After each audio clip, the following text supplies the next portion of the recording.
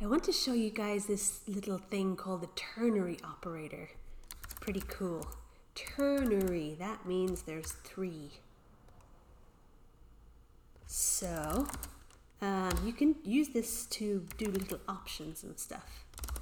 Like, so I'm going to go the old school route first and say that I have a number and I want to tell whether it's odd or even. I would do an if statement and I would say if x modulo 2, that means equals 0, that means if it's divisible by 2, I'm going to say even, and then otherwise I'm going to say odd. Okay, let's just check it out. And if I make an even number in there, cool. All right, so the way the ternary operator works is you have this kind of a setup. So you have like a Boolean expression that's like this thing is a Boolean expression, and then you put a little question mark like that, and then you put the true answer in there, and then you put the false answer in there. So I'm going to make it for this.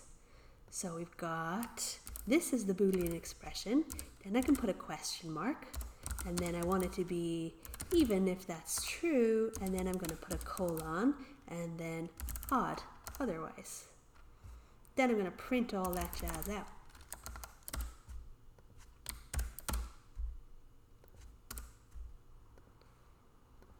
So it should have the same answers as my previous one.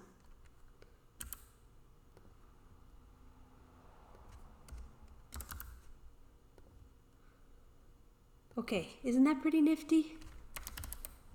So here you have an expression, then you put your question mark, and this gets evaluated to that if it's true or that if it's false. A lot of the time you'll see stuff like this. You'll see it being assigned to something. To get that extra doodad right there. So that is, amigos, that is the ternary operator.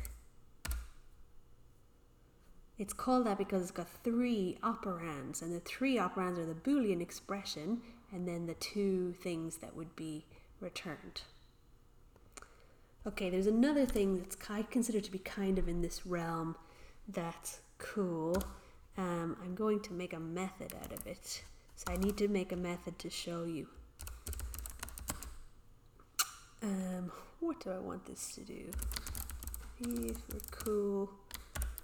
And then in here, getting ahead of myself there, a name of a person.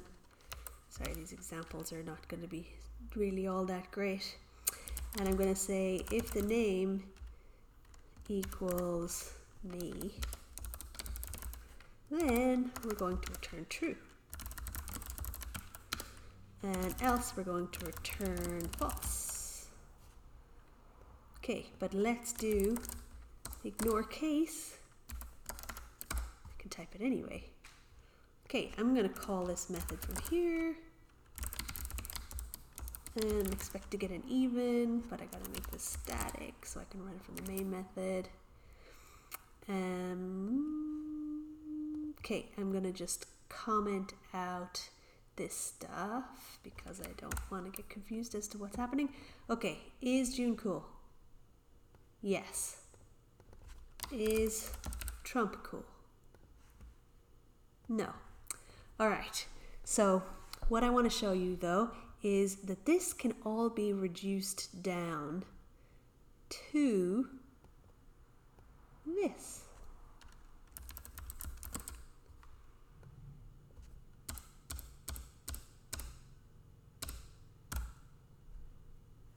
And Trump's still not cool. June is still cool.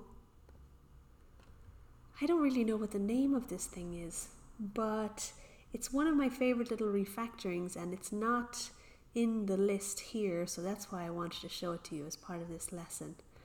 I'm going to call it the condensed return. Maybe I'll come up with a better idea by the time I'm checking this in.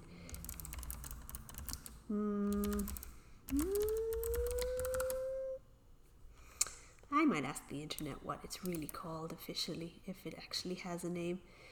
So there was two things that I showed you there. This condensed method return thing that I may rename earlier, and this ternary operator.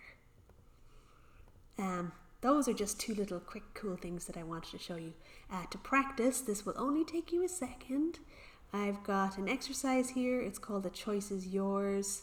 And you have to convert these to do kind of just the way that I did. So one is for condensing the if statement. Oh, I guess that's what it is. Yeah, you can condense the if statement if you're returning from a method. So that's doing that, and then playing with the ternary operator to practice, because you never really learn anything from watching me typing. You gotta put it in practice yourself. Okay, good luck. See you later.